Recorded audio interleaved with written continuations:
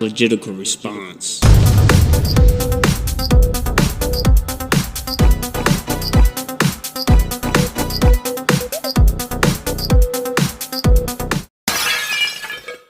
Okay, this video is going to be a little bit different than normal.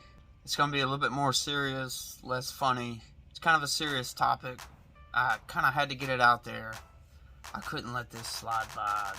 Kind of spread this to as many people as possible. It's kind of a crazy situation. I will be a little bit more reserved on this one. Just kind of more in the background and not putting my 2 cents in because it's mostly evidence being shown. It kind of needs to go together, so enjoy, I guess.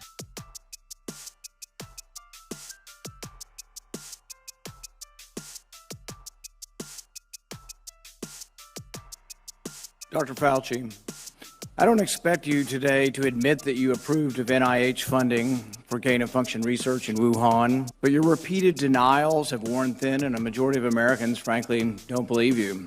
Before I get all the way into this, I just want to say that I don't agree with how Dr. Fauci's being treated here.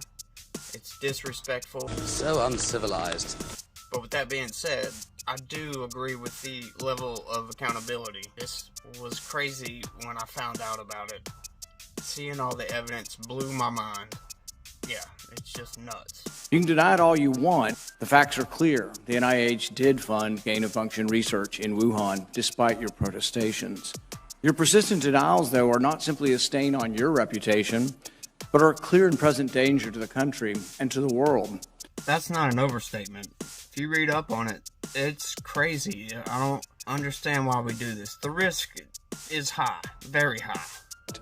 And here you sit, and unwilling to take any steps to prevent gain-of-function research from possibly unleashing an even more deadly virus.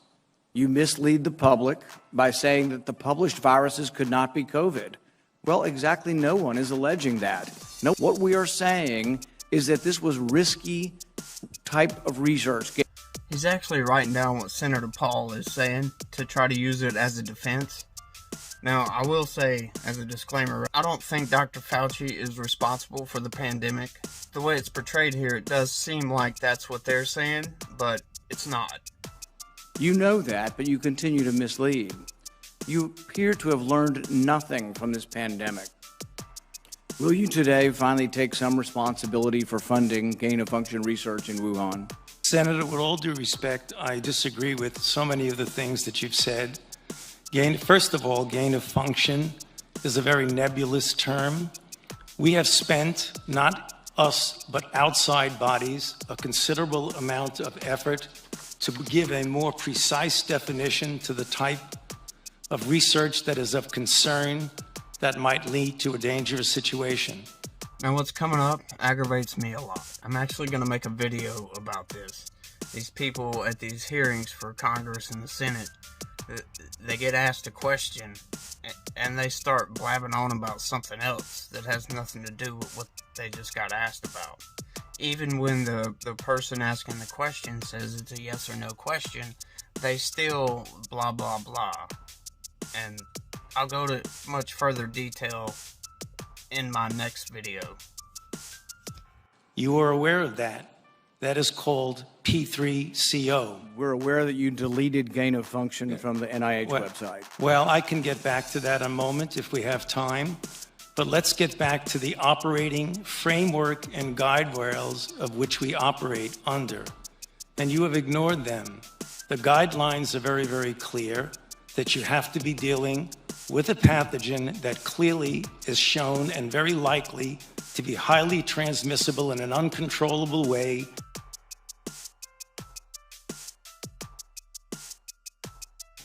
Will you today finally take some responsibility for funding gain-of-function research in Wuhan? In humans, and to have a high degree of morbidity and mortality, and that you do experiments to enhance that, hence the word EPPP, enhanced pathogens of potential. So when EcoHealth Alliance took the virus, SHC014, and combined it with WIV1 and... It may seem like that was rude to cut him off like that. Think about it like this. He asked the doctor a question. The doctor wasn't answering the question.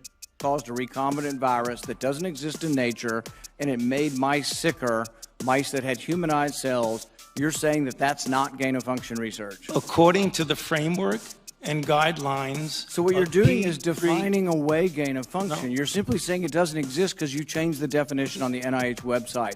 This is terrible, and you're completely trying to escape the idea that we should do something about trying to prevent a pandemic from leaking from a lab. There's the preponderance of evidence now points towards this coming from the lab, and what you've done is change the definition on your website to try to cover your ass, basically. That's what you've done. You've changed the website to try to have a new definition that doesn't include the risky research that's going on. Until you admit that it's risky, we're not going to get anywhere. You have to admit that this research was risky. The NIH has now rebuked them. Your own agency has rebuked them. But the thing is you're still unwilling to admit that they gained in function when they say they became sicker. They gained in lethality. It's a new virus. That's not gain of function? According to the definition that is currently operable, Senator, let's make it clear for the people who are listening. The current definition was done over a 2 to 3 year period by outside bodies, including the NSABB, 2 conferences by the National Academy of Science, Engineering, and Medicine on December 2014, marked the current policy. And coincidentally, I have not the changed definition any appeared definition. on the same day the NIH said that, yes, there was a gain of function in Wuhan. The same day the definition appeared, the new definition, to try to define away what's going on in Wuhan. That seems a little bit too contrived to be a coincidence. Until you accept it, until you accept responsibility, we're not going to get anywhere close to trying to prevent another lab leak of this dangerous sort of experiment. You admit that it's dangerous, and for that lack of judgment, I think it's time that you resign. For the current pandemic, I have no responsibility for the current pandemic. No one's actually blaming him for the current pandemic. That is much more likely, even though we leave open all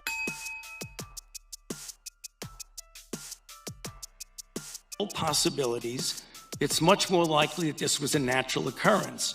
Now this is a totally different hearing. This is after they've gathered all the evidence surrounding Dr. Fauci, put it all together, and it's being presented by, I think, Congressman Jim Jordan. Awesome, thank you. Friday, January 31st, 2020 at 10:32 p.m., Dr. Fauci gets an email from Christian Anderson. The unusual features of the virus make up a really small part of the genome. So one has to look really closely at all the sequences to see that some of the features look engineered. Again, this is January 31st, 2020. Second sentence, Eddie, Bob, Mike, and myself all find the genome inconsistent with expectations from evolutionary theory. 2 hours later, at 12:29 in the morning, Dr. Fauci sends an email to his top deputy. Sends it, subject line says important in all capital letters. He attaches a paper on gain-of-function research. It is essential that we speak this AM. Keep your cell phone on. Read this paper. You will have tasks to do today that must be done. Notice the intensity. Notice the focus. I mean, this is the house is on fire email here. Now, 2 hours after that, at 2:48 in the morning, Dr. Fauci's busy this morning. But 2 hours later at 2:48 in the morning, he sends another email, this one to Robert Kadlec, one that says the virus came from an animal, that downplays any lab leak theory. Now, again, notice the tone of this one. Bob, this just came out today. Gives a balanced view, best, Tony. I mean, totally different from the previous. This is one like, oh, if you get a chance, read this, gives a balanced view. So the tone is different, but also that sentence, gives a balanced view, it's not true either. That's just not accurate. This article downplays, as I said, the lab leak theory, emphasizes evolutionary cause to the virus. What happens next? What happens next? Later that same morning. Now, you may not have noticed it, but I just saw a clear piece of evidence of wasting taxpayer dollars. They took the time to get a gigantic index card and write all this stuff down on this giant index card, and then paid somebody to switch the cards out as he's flipping through his papers. Why? Later that same morning at 11:47 a.m., Dr. Fauci's deputy gets back to him. I just want to read you this whole email. The paper you sent me, the one he sent him on that was written by the virologist from Wuhan, China, and Dr. Barrick, the paper you sent me says the experiments were performed before the gain-of-function pause, but have since been reviewed and approved by NIH. Not sure what that means, since Emily, someone else who works for Dr. Fauci, is sure that no coronavirus work has gone through the P3 framework, which she will try to determine if our fingerprints are on any of this. All these emails happen in 13 hours. So 13 hours after Dr. Fauci gets the initial email from Christian Andersen saying, looks like this virus is engineered, not consistent with evolutionary theory, Dr. Fauci knows some important facts. First, Dr. Fauci knows there's a lethal virus on the loose that started in Wuhan, China. Second, he knows the American taxpayers have funded gain-of-function research in Wuhan, China. Third, this guy wasted taxpayer dollars on some gigantic index cards. Fourth, he knows the virus, quote, looks engineered and, quote, not consistent with evolutionary theory. And finally, fifth, Dr. Fauci knows he may have ties to this work in China. His fingerprints, in fact, may be on this. Christian Andersen, the guy who started it all, who said the virus looks engineered, Christian Andersen said this 4 days later. The crackpot theories going around at the moment relate to this virus being somehow engineered. That is demonstrably false, close quote. What? In 4 days, this guy went from this looks engineered to now that's demonstrably false. 4 days, he went from this isn't consistent with evolutionary theory. Now we know it's totally evolutionary. But it gets even better. It gets even better. Mr. Andersen and three of the other people on this call write an article a few weeks later that says COVID is not a laboratory construct. And while they're writing that article, there's an email from March 6 where Mr. Andersen offers to let Dr. Fauci edit the article before it's published. And here's the kicker. Here's the kicker. When the article is published, Dr. Fauci cites it at a White House press conference when he is asked by a reporter about the origin of the virus. Cites the very article he put in motion on the conference call and he was allowed to edit. At the White House, where he's supposed to be giving the American people the truth, he references an article that he manufactured. Now, maybe I'm wrong about all this. Maybe it didn't work out this way. At least he has enough sense to realize that he could be wrong. Not a lot of politicians do that these days. I think I'm right. Maybe it didn't work out this way. But it would have been nice, Mr. Chairman, if Dr. Fauci would come today and answer our questions. He could have come here and defended himself, but he didn't have the courage to do it. And you know who else wouldn't come? Remember that email about the P3 framework?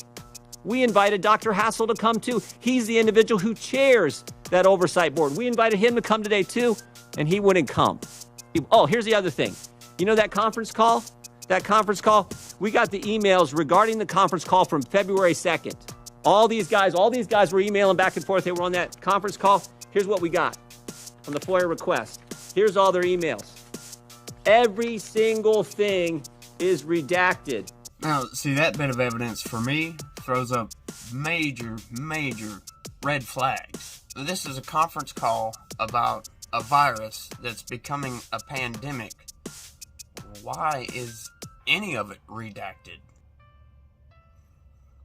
It's not intelligence. I mean, what could be so bad that it needed to be redacted? Every single thing is redacted about what took place in that conference call.